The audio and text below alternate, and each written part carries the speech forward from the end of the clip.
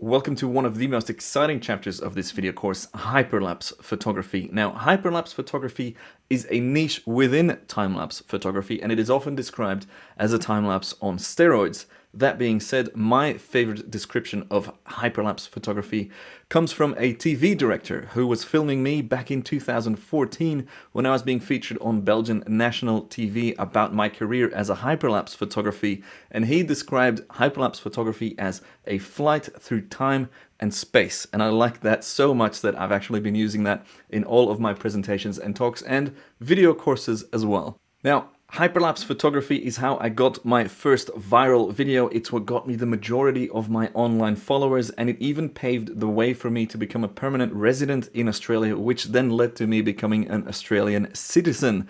Hyperlapse photography is what I put on my business cards, and I've been making hyperlapses since before the word hyperlapse actually existed. As I'm sure you can believe, I can talk about hyperlapse photography for days. Initially, I actually wanted to write a whole separate book about it, but when I remastered the Ultimate Time-Lapse Guide in 2021, I decided to just include it as a separate chapter, which then obviously got turned into this video course and this chapter that you're watching right now. Before delving into the tutorial, let's have a look at what a hyperlapse sequence actually is, where it came from, how it's evolved over time, and then we can talk about how you can create your own in many different ways.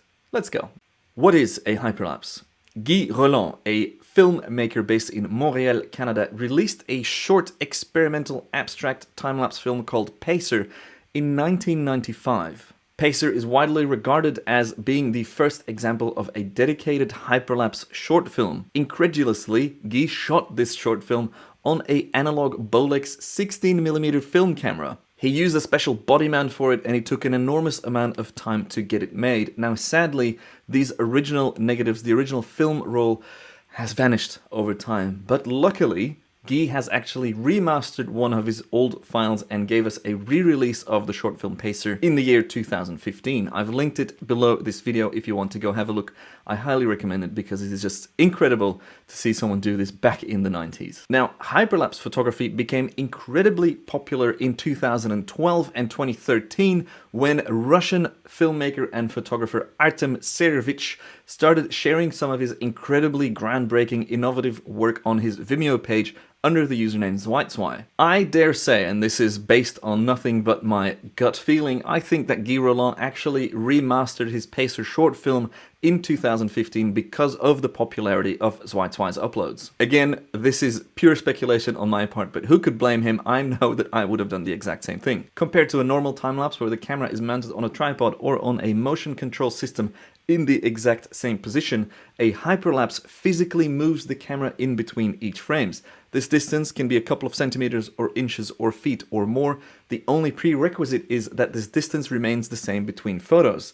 A hyperlapse photographer needs to pay an incredible amount of attention to detail when shooting because you want to get each frame as close to the previous frame as far as composition and lining up of your shot goes. Now, just like a normal time-lapse, you shoot a large series of photos at a fixed interval and then you turn them into a master video file. Now, there is an extra step in the post-production for a hyperlapse sequence, and that is, of course, stabilization, because no matter how accurate your framing and composition is for each of these photos, there's no way that you can actually get them fully smooth in camera, so we will be using stabilization algorithms in post to fully smooth this out. An unstabilized hyperlapse sequence completely rips the viewer out of this cinematic illusion of time warping, and it's just an incredibly jarring and jittery result, so we really have to focus on this stabilization process. Now, over the years, this stabilization process has increased in efficiency quite dramatically. It used to be the case that for one day of shooting, I would spend multiple days trying to stabilize all this footage. With improvements in algorithms and stabilization software in a range of applications, this has now been brought down massively. One day of shooting, I can probably get away with about half a day to 1 day of editing. There's no denying that hyperlapse photography has increased in popularity over the years. There's an app by Instagram called Hyperlapse. Microsoft has a research division for hyperlapse. You can create time warp videos using the latest GoPros, using their hyper smooth features, etc. If you're only getting into hyperlapse photography right now, it is a very exciting time to enter because it literally has never been easier to create this sort of captivating content. Now let's have a look at how we actually do this stuff. What do you need to shoot a hyperlapse? As I mentioned earlier, a hyperlapse is just like a time-lapse. You just shoot a sequence of photos. Now, you don't actually need any special equipment for a hyperlapse sequence. In fact, you can get away with much less. The vast majority of my hyperlapses are shot without a tripod, without a remote, just me handheld, clicking away, making my way to or towards the side of a building. Now, the reason I don't use a tripod is because I am the tripod. My eye height never deviates, right? That is all the same height, you get what I mean? The other reason is because I don't have to move a tripod and then level the ball head or the three-way photo head, I can shoot much faster and create many more sequences to play with in post. The only downside in this way of shooting, of course, is that you can't use ND filters to drag your shutter or increase your shutter speed, but we'll cover that in a future video. And the reason I don't use a intervalometer or a remote is because when you're shooting with a remote, you are stuck to that frequency. I believe it is much better to get in the zone and to click away as consistently as you can, because every now and then you will come across something in your sequence, on your travel, on your hyperlapse that delays you, and then you will end up with a shot that doesn't fit into the sequence. Keep in mind that the majority of these clips will be playing back at 25 to 30 frames per second, and if one of those frames is out by only a couple of seconds, the majority of the people will never notice that. So you can actually get away with quite a lot when shooting handheld hyperlapses. One crucial tip that I give to all of my hyperlapse students is to never shoot wider than 24mm focal length on a full frame equivalent. The reason for that is if you are shooting extremely wide angle, for example 16mm, the distortion you get on the edges of the frame by even the slightest deviation of lining up your shot results in quite a lot of a perspective shift or a distortion purely because of the optics of the lens. The way these stabilization algorithms will work in post-production is they find it incredibly difficult to straighten that out. For that reason, go 24mm or higher. Ideally, something like 30 or 35mm is a really nice sweet spot for hyperlapses where you won't have any of that weird wobble in post-production. Now, for more complicated hyperlapses, for example, where you're going from day to night, a holy grail, or when you want to drag your shutter using ND filters, obviously you're going to need to shoot on a tripod, which takes more time because you gotta lift your stuff and adjust your ball head. Couple of really useful things that you can use there is a three-way geared ball head, which allows you to minutely and very accurately adjust your three axes of movement of your camera. And I also highly recommend, and I see very few people use this, to get some wheels for your tripod. This was an absolute game changer for me when I started using those in 2014 at festivals, in big stadiums, etc. It really sped up my workflow by quite a bit, and they're pretty affordable online. So if you're thinking of doing some advanced hyperlapses, check out these extra products that will make your life so much easier. Then of course you can also shoot hyperlapses on a gimbal, but we will cover that in future videos. For now, let's get cracking. Let's have a look at how to shoot a handheld hyperlapse. Alrighty, you've made it to the exciting part of this chapter, how to actually shoot a hyperlapse in the manual handheld way, just the way I do it. Now, the concept is very simple. You're going to find an object to shoot. You're going to find a path sideways or towards or around that object to shoot from. You're going to get in the zone and you're going to start clicking away. Now, the reality is slightly more complicated, but incredibly simple to understand and to perform once you know what you're looking for. So let's break it down in steps. First of all, you want to find a subject to shoot. Find yourself a building with a clear path in front of it where no foot traffic or vehicular traffic will get in your way. Doesn't have to be a building, can be a landscape as well, but buildings are more easy to start with. Then you're going to want to find a path to follow for your hyperlapse. This can be a set of tiles or the sidewalk or a chalk line that you draw yourself. Whatever it is, it should be quite easy to do the exact same distance in between steps. I often don't follow tiles or chalk marks or anything. I just get in the zone, as I mentioned earlier, and I kind of remember how big each footstep is that I'm performing. Practice makes perfect. This is another one of those where the more you do it, the easier it becomes. But yes, that is step 2. Find yourself a track that you will follow. Then you're going to want to find an element on your subject that will be in frame for the entire sequence.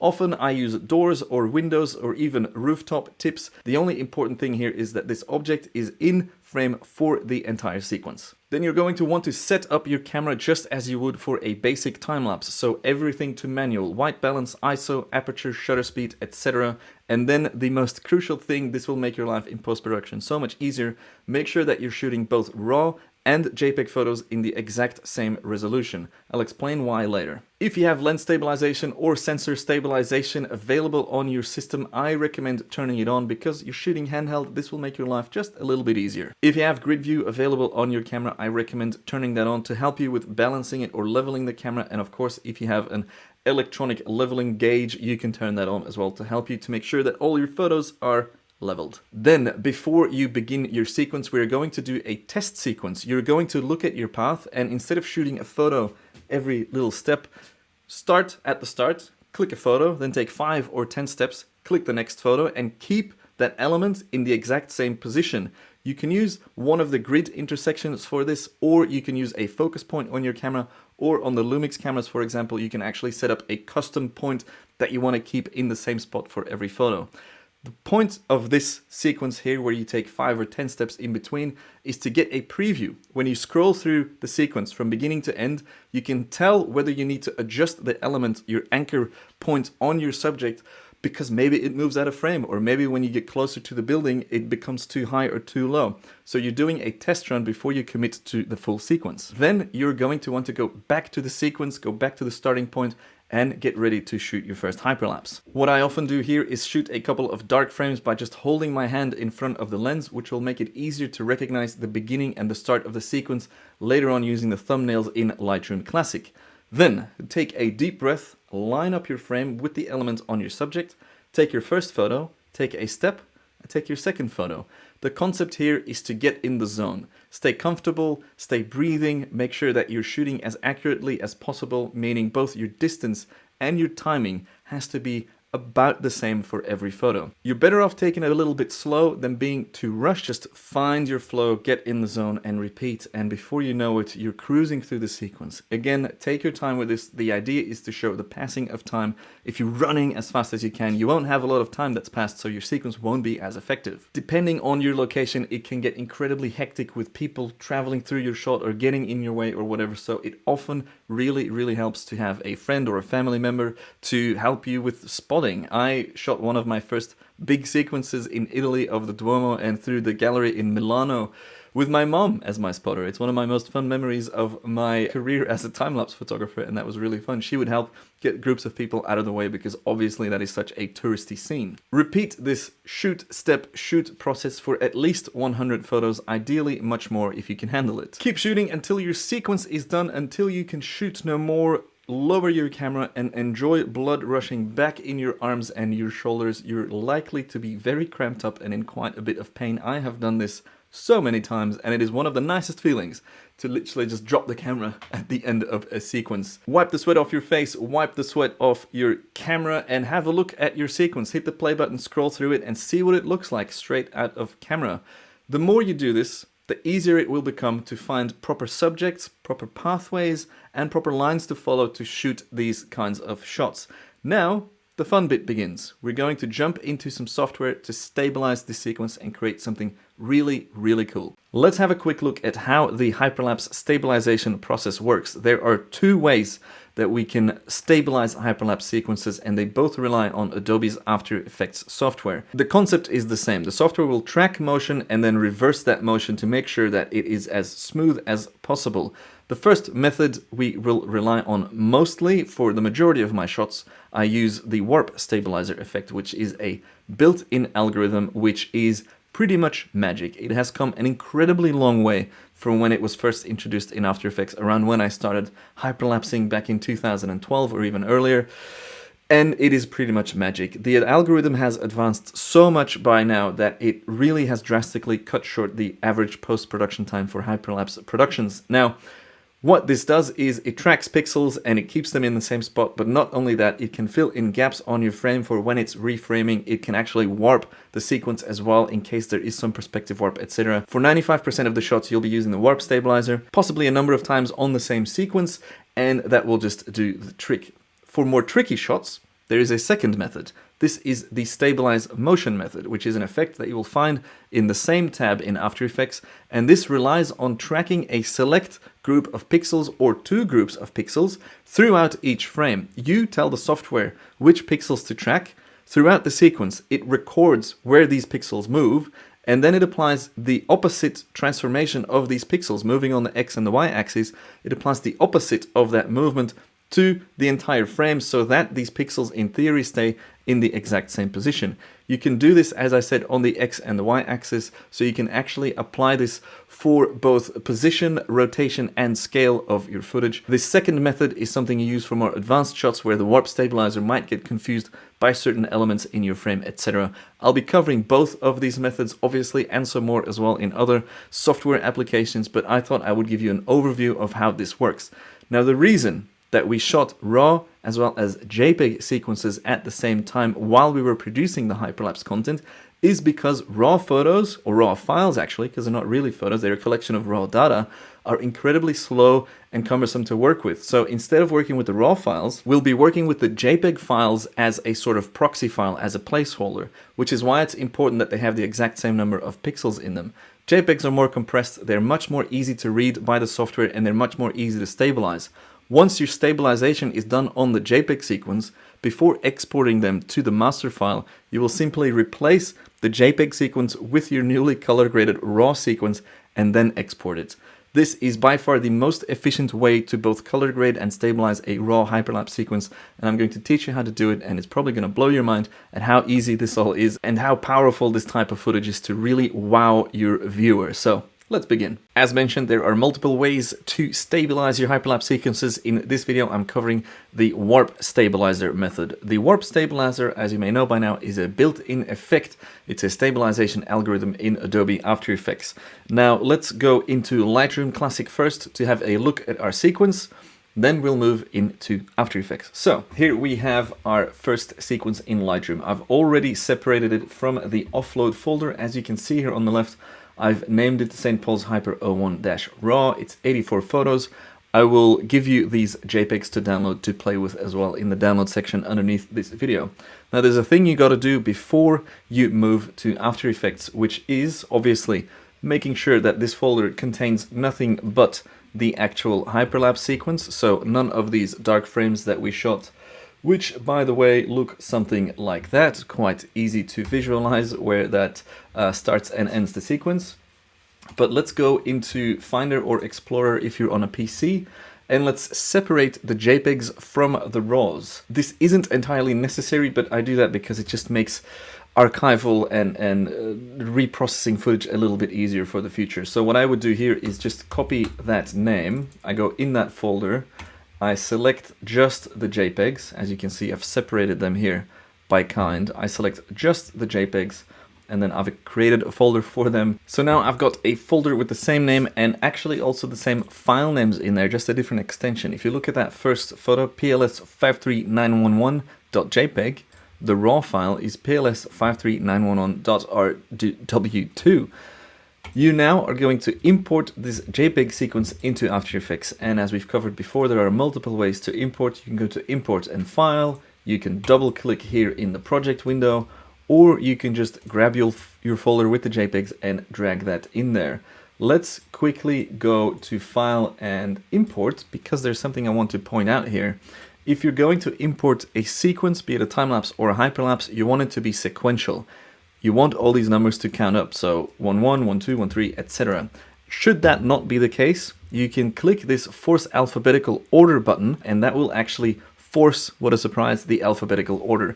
The most important thing to click here, though, is this Importer JPEG sequence, Importer JPEG sequence. I don't know why that is this spelling here, but you're going to select the first photo of the sequence, and then you are going to click Open. And as you can see, because I also had selected Create Composition, this sequence that's just been imported here has already been turned into a composition. This composition has the same aspect ratio and pixels and frame rate as well as this imported sequence, which is pretty useful because we'll be working on that in the master resolution.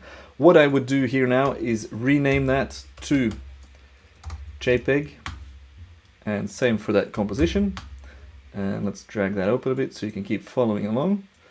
And now it's actually really simple. So this composition already exists. If you hit Control and 0, it will show you a quick preview of what it looks like. And as I mentioned in one of the previous videos, no matter how accurately you shoot it, I've been doing this for close to 10 years now, it will still look quite jittery. Now, the only thing you gotta do is go to the tracker panel here, or go to the effects and presets panel and look up warp stabilizer, and then you just drag that onto the sequence in your composition. It's going to automatically start analyzing this footage, but what I want you to do is go in the top left and under the smoothness parameter, change that from 50 to 10%. The 50 is overkill. If you shot it properly, if your subject is a good hyperlapse subject, you will notice that you can get away with only 10% to start with. If this isn't enough, you can create a new composition from the composition that you've just stabilized. You just create a new composition from that, and then you apply that warp stabilizer again, once again changing it to 10%. Now, instead of wasting time for this tutorial, I've already prepped this. Once that analyzation is done, this is the result you will get from one single run of stabilizing. As you can see, quite an enormous difference from the straight out of camera sequence, which is what you're looking at right now. And then we compare that to a single run of stabilizing with the warp stabilizer, and that is just amazing, right? Now, should it still be a bit wobbly or shaky, what you can do with that sequence that you've just applied the warp stabilizer to, you right click it and you create a new composition from the selection. The reason you have to do it that way is because you cannot apply the warp stabilizer twice to the same composition. You have to create a new composition from the one you were working on. So when you do that, you just apply the warp stabilizer again, change that to 10% again, and it'll reanalyze and create an even smoother result. Should this not work for your sequence or not work well enough for your sequence, there are many other ways that we can stabilize, and there are many more videos in this chapter, so don't worry about that. I'm sure we will cover it all. Now, to export this, we will export this not like any other time-lapse sequences, because remember, we're working with the JPEG files for now. What you want to do here is go back to Lightroom and add a color grade to your sequence, which we'll do really quickly. I'm using the built-in presets that come with this course as well, so set exposure manually. Let's change the treatment to camera landscape. Let's go sunny, low contrast for this, emphasize colors, blah blah blah, lens corrections, and let's add a certain look to it. Up the shadows, drop the highlights, and then we are just going to synchronize that across the sequence. So with Shift, I'm clicking the last photo. With that first one selected, right click, develop settings, sync settings, synchronize all these settings, bada bing, bada boom. It's now pasting the settings across the whole sequence. Once that synchronization is done, you're going to right click anywhere in the sequence, you're going to go to metadata, and now you're saving metadata to files. This should be pretty familiar for you. It's saving the metadata, and now let's go back to Explorer or Finder. And now this is where the fun begins. As you can see, these raw files now have accompanying XMP files, which of course carry all that editing data that we've just applied to it. And now we're going to replace that JPEG sequence that we imported from the start. So this is that JPEG sequence. If you go right click on it and go replace footage with file, because it has the same file name but a different extension, but mostly because it has the same file name and it's pretty much the same file, you can literally just replace that like so. Camera raw sequence is going to import now. Hit open, and it will retain the stabilization on top of the sequence, because all we've done is in the back end replaced the JPEGs with the raw files, but it will retain all the transformations that the stabilizer has done to this sequence. And now all that's left is to export that sequence. You can go File, Export, Add to Render Queue, or Control Command M. Choose your preferred codec. I'm obviously a QuickTime ProRes 422 HQ or 422. Man, select your destination where you want to export it, hit render, and let it run. And before you know it, you've got yourself a raw sequence that you've color graded and stabilized using the JPEGs to speed up your workflow. So this is the approach of how I edit the majority of my hyperlapse sequences. Now, some sequences don't work that well, so let's move on to the second method of stabilizing, and then we will look into some more in-depth tips and tricks to do some advanced stabilization methods. The stabilize motion method is the second way of stabilizing hyperlapse footage in Adobe's After Effects software, and this method is incredibly useful for shots where the warp stabilizer isn't doing a good job. Keep in mind, the warp stabilizer is an algorithm that looks at the entire footage, finds all these tracking points, and then does the same thing and tries to track them frame by frame, all these points.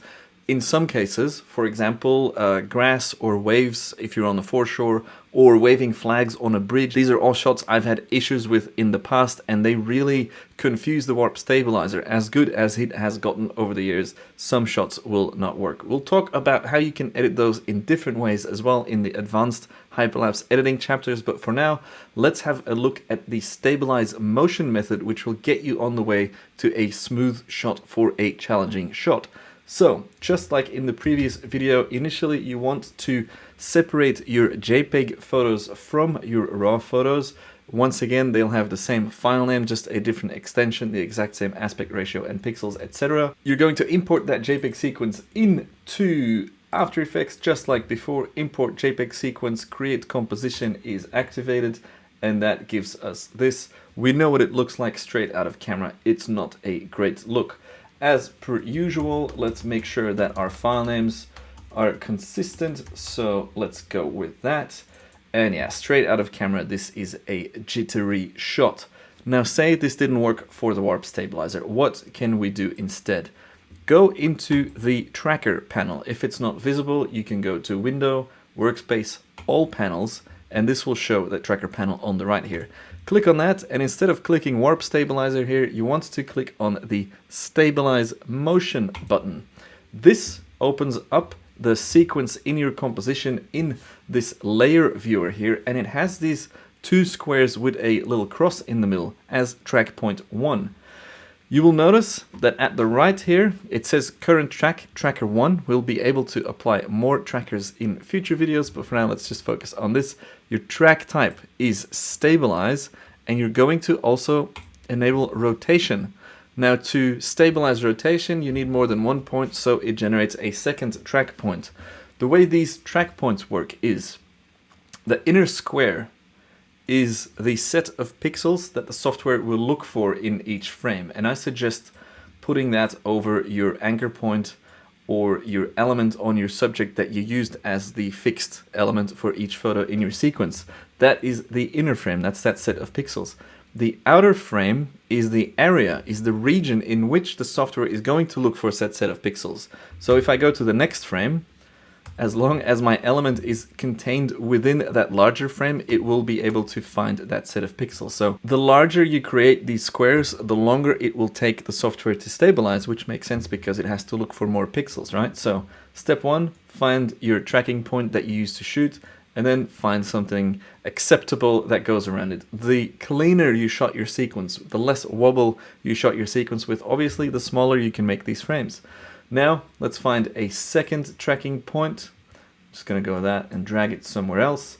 And I've prepped this already as per usual. This is a nice contrasty point for the tracker to find. So you can actually make that quite small.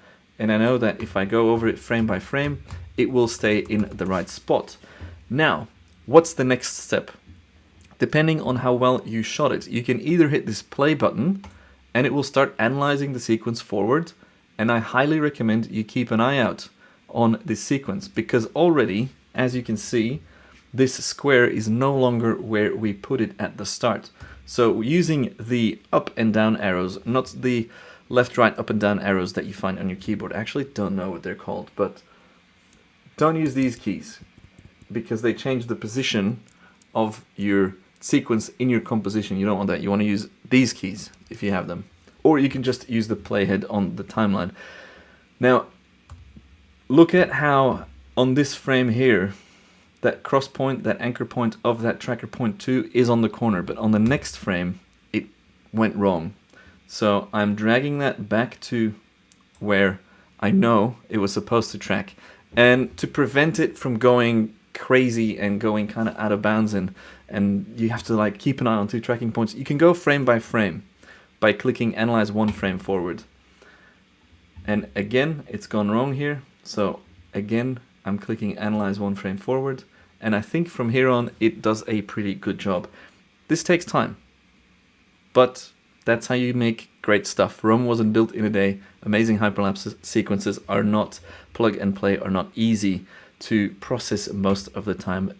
Effort goes in, but the results will be worth it. So let's hit the play button again, see how it moves across the sequence. I know the one on the right is pretty...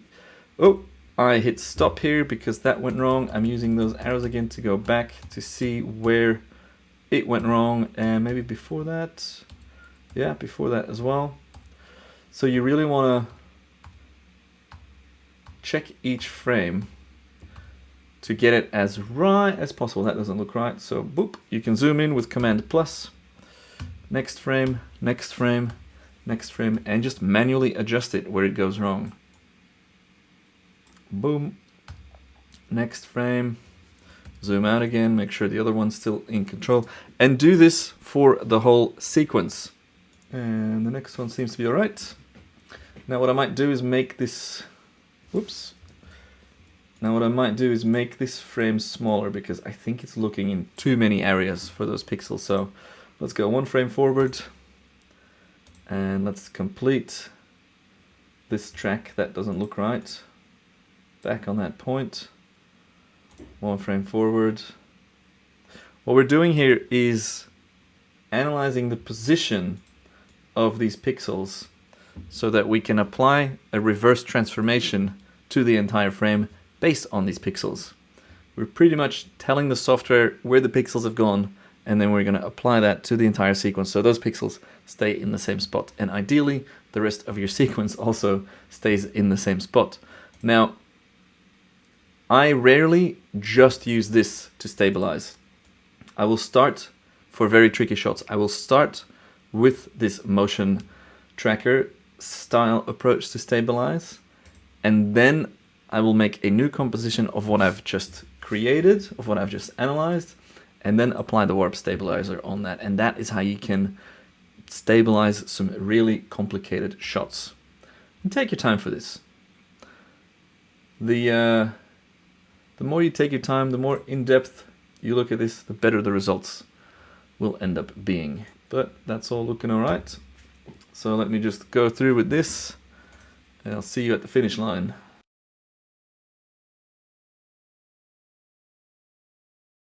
Now we've fully analyzed and we've manually adjusted the track of these 2 tracking points. You hit the apply button and you'll see apply dimensions X and Y, or you can choose just the X axis or the Y axis. In certain situations you might want to do that, but here we'll do X and Y, hit OK, and now it's going to grab all these movements that the pixels have done, that the 2 tracking points have done, and apply the reverse movement of that on the sequence, and you will see, it's not going to be perfect, but you will see the frame move around. If you look at the edges of the frames here, you can see where it actually moves all the pixels around in the composition, and that's how you end up with some of these black stripes or bars at the end, because that's the edge of the photo and it's moving the entire photo around to make sure that this is nice and smooth. And as you can see, something went wrong there, and I'll show you how to fix that in a second.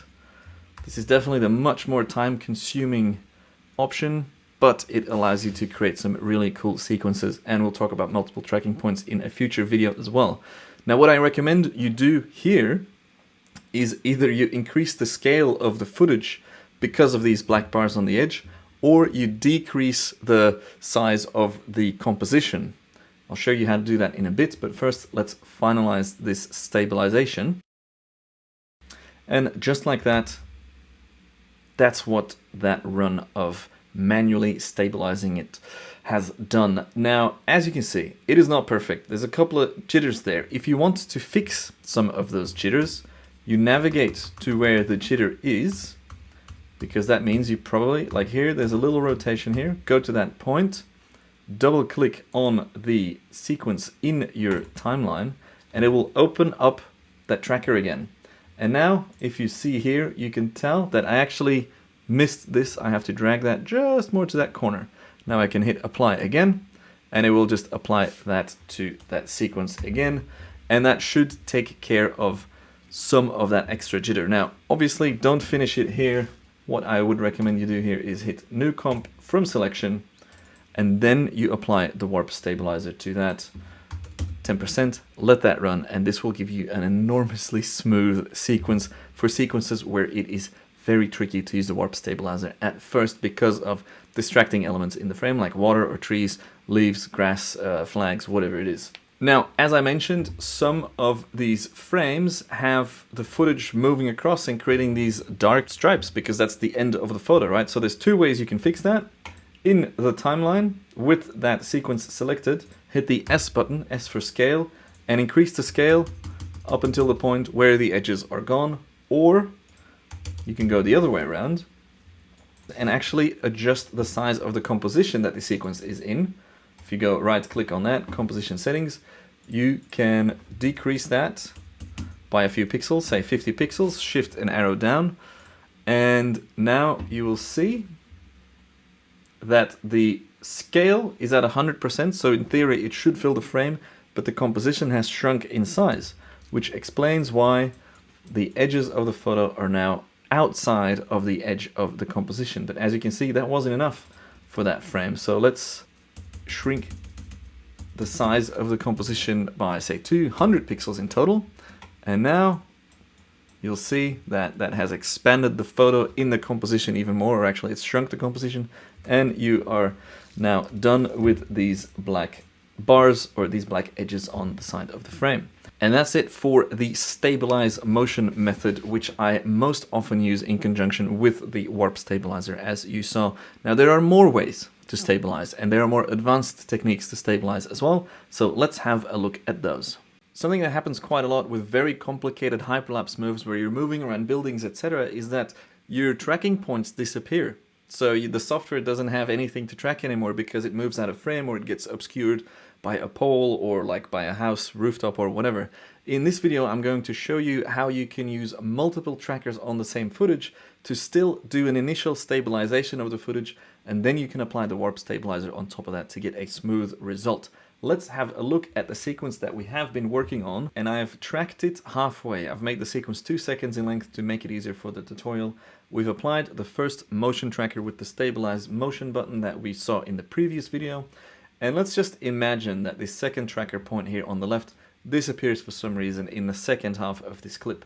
How do you continue stabilizing this footage with that tracker point disappearing? Well, it's pretty straightforward, really. Make sure you are selected on this sequence in the composition and then just hit the stabilize motion button again. You're going to zoom in on the clip, make sure that rotation is active as well, and you're just going to repeat the process that we did earlier. However, your second tracking point, because the initial one disappeared, we are now going to place on another part of the image that is in the shot for the remainder of the clip. Now you can just hit play, and as you can see, it's analyzing quite well. I'm just going to assume that the first tracking point is analyzing similarly. These keyframes have been generated, and now if we apply those transformations, you will see that those two tracking points do a really good job at keeping this steady. Even though I have moved from tracker 1 to tracker 2 here with that little overlap, I have a nearly flawless sequence. If I now create a new composition from that selection and apply the warp stabilizer again at 10% or less, depending on how smooth your footage is, you can get some really, really smooth shots. Now, in some cases, when you're using the stabilize motion method, the level kind of goes off. And in the next video, I'm going to show you how to use a null object to further transform your footage to make sure that it is all nice, smooth, and level throughout the entire sequence. In certain cases, when you've applied a stabilization to a hyperlapse sequence using the stabilize motion method, not the warp stabilizer method, you might end up with a sequence that behaves like this after you've applied the stabilization. This is due to the movement of the shot and it trying to keep the two keyframes in the same position. When your perspective changes as you move through space when you're shooting it, this can lead to this kind of behavior. Now, because this tracker and these tracking points have applied transformations to this sequence already in the form of keyframes across this whole sequence, it's best not to touch those keyframes. So how do we do this? Right click, new, null object. The null object is something that we can apply transformations to, but there's nothing on the screen. It is null, so it's kind of like an invisible thing that will help us to create movements and keyframes on other objects, such as the sequence underneath. Now, if you do anything to this null object, nothing happens. You can see something move there, but that's not affecting our sequence, right? So what do you want to do? First of all, you want to select this whirly icon. It's called the parent pick whip on the sequence, and you want to drag that on top of the null object, and this binds the two together. So if I now look on the first frame of this sequence, if I now apply the rotation on the null object, it applies that rotation to the sequence underneath as well, because we've linked the two together. Now, how do we fix this sequence from moving? You select the chrono icon on the first frame on the rotation parameter, which creates a keyframe. Then you go to the last frame and you apply a transformation to the rotation, and you try and get it as straight as possible. Now, if you've got a keen eye, you've noticed an issue here, and we'll solve that issue in a second. But just by moving this parameter, you see that it's created a new keyframe, so you don't have to manually create a keyframe and then adjust your parameter there. So just kind of get that straight as possible. Now, as you can see, this footage is cut off here, and you can fix that by selecting this little thing here, which has something to do with collapse transformations for composited layers. It's pretty complicated, but if you just click there, boom, the sequence fills up with what is visible in the other composition. So just make sure your keyframes, beginning and end, are kind of straight, kind of straightened out, something like that.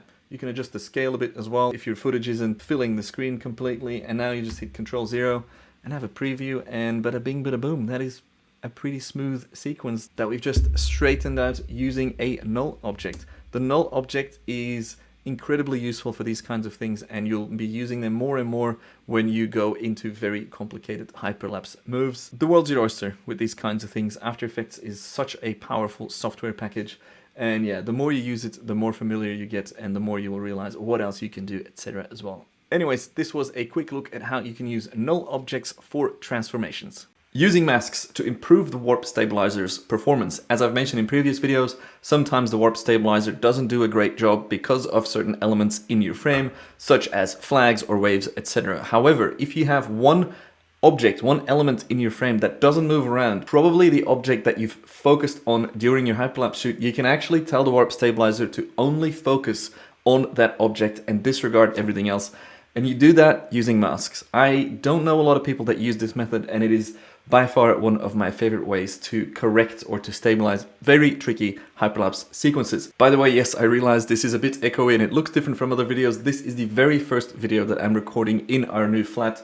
You can find out more info about that on my YouTube channel or my Instagram stories. Anyways, to the tutorial. Here is the sequence once again, straight out of camera. Now imagine that the things on the side here throw off the warp stabilizer. This could be a row of poles and flags like you would find on pedestrian bridges or something like that. What to do with this? First of all, you want to create a new composition in which you were going to create a mask. Right click on your sequence, new comp from selection, double click that to make sure you're in it, and just have a look. That is the exact same sequence. Now, how do you create a mask? It is incredibly simple. Make sure that you're somewhere in the timeline where you can easily mask out an object. Go to this pen tool here, and all you need to create a mask is make sure that this sequence is selected in the timeline. Click the pen tool and create yourself a nice little mask just like that. And boom, there you have it. In case it doesn't look like this, you can open up the masks section here and change that setting here to add. This intersects with other masks. For example, if I create a new mask, Using that add method, this will add the mask on top of that, but we don't use that. We only want to use the one single mask. Now, if we apply the warp stabilizer to this sequence, it won't work, it won't activate. So we have to create another new composition from the composition that we just masked out. Before we do that, let's have a quick verification to see if our subject is in the frame for the whole sequence, and indeed it is. So right click, new comp from selection once again. Now you're going to apply the warp stabilizer. Select 10%, and as I'm sure you can imagine, what this is doing now is analyzing the stuff that's moving, and the only stuff that's moving is the stuff that you've masked out. So say on the side of your sequence here, you have all this moving stuff or flags or whatever, if it's waves or trees or plants or whatever it is that's moving, that's throwing off the warp stabilizer, you can use this method to just select a portion of your frame that you know should be rock solid, very stable indeed. Let that run for a bit, it'll stabilize, and then we're removing the mask from that other composition and you'll have a smooth sequence. Stabilization done, let's have a quick look, and as you can see, that whole mask's moving around, but the St. Paul's Cathedral, the dome, seems to be rock solid. Now, how do we remove the mask?